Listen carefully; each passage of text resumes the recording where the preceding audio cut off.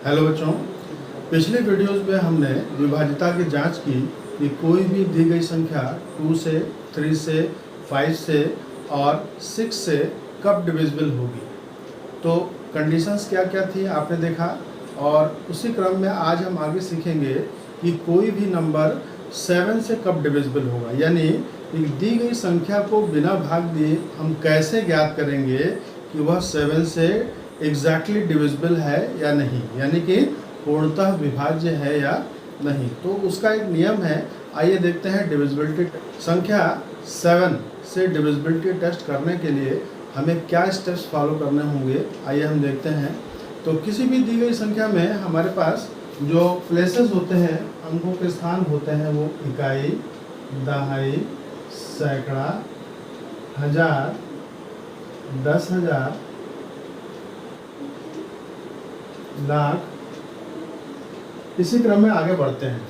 तो पहला स्टेप हमारा यह होगा कि जो दी गई संख्याओं के प्लेसेस हैं, स्थान हैं, इकाई, दहाई, सैकड़ा, हजार, 10,000 और लाख के, उनमें आप इकाई की संख्या में 1 से, दहाई में 3 से और सैकड़ा में 2 से मल्टीप्लाई करेंगे। और इसी प्रकार हजार, 10,000 और लाख में आपको -1, -3 और -2 से मल्टीप्लाई करना होगा। ठीक है, और मल्टीप्लाई करने के लिए आप देख रहे हैं कि यह क्रम जो है एक सीक्वेंस है, 1 3 2 -1 3 2, यानी ये आपका 1 3 2 -1 -3 -2, ये सेम पैटर्न है। 1 3 2 -1 3 2।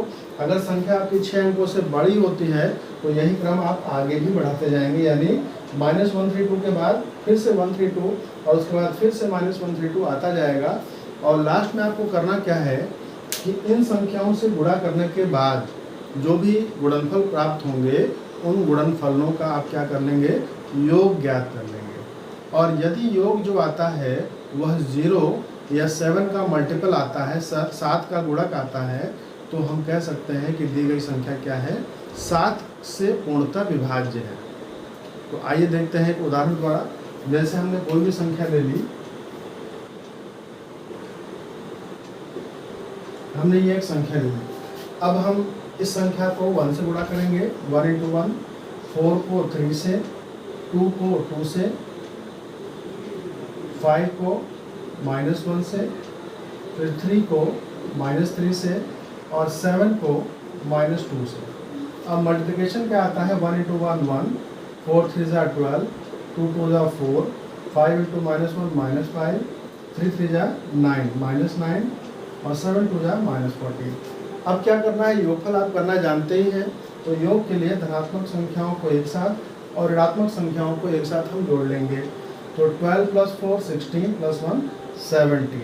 आपका पॉजिटिव में 17 मिला और नेगेटिव में कितना मिलता है, 14 + 5 19, 19 + 9 आपका हो गया 28 -28।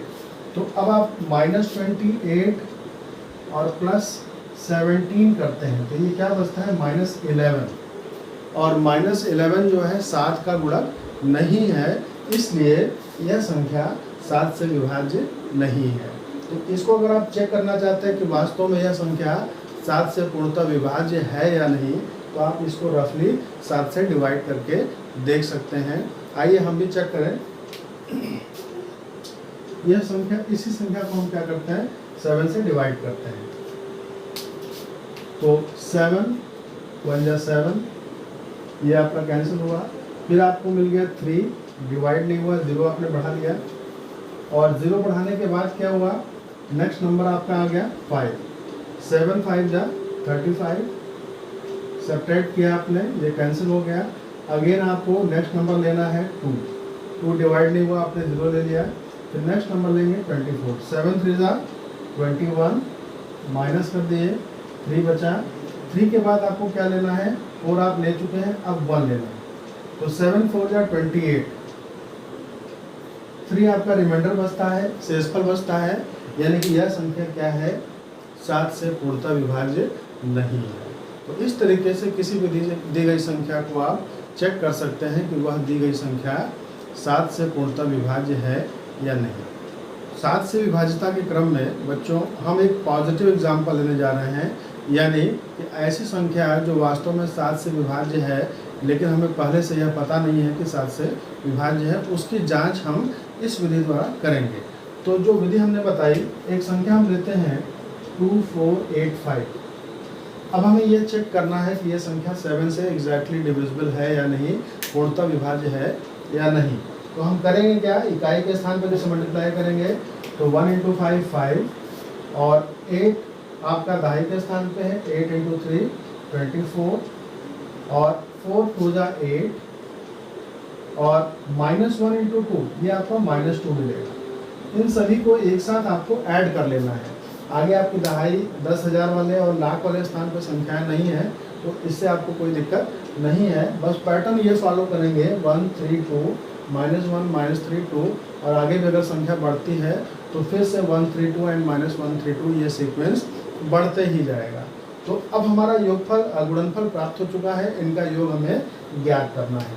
तो इनका योग अगर हम करते हैं तो -2 पॉजिटिव वाली संख्याओं का योग कितना आ जाएगा, 5 + 4 9 9 + 8 17 और 2 + 1 3 37 और 37 -2 करते हैं तो 35।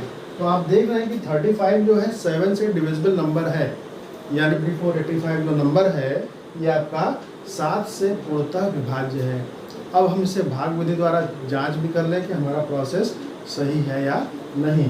तो 2485 ये 7 से लेस है, छोटा है, तो हम 2 डिजिट लेंगे 24। तो 7 का जब टेबल पढ़ेंगे 7 3 जा 21 और 7 4 जा 28 ज़्यादा हो जाता है, इसलिए हम 3 बार लेंगे।